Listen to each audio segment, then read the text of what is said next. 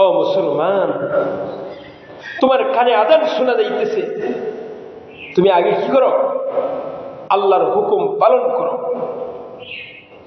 তুমি যে কোনো ব্যবসা করতেছো, তুমি দোকান বন্ধ করো, আগে আল্লাহর হুকুম পালন করো। তুমি চাকরি করতেছো, আগে আল্লাহর হুকুম পালন করো। তুমি যে কোনো কাজের ভিতরে আসো, আগে তুমি আল্লাহর হুকুম পালন করো। মুসলমান, এই দুনিয়াতে সবাই একদিন চলে যাইতে হবে। সেই দুনিয়াতে থাকার জায়গা না।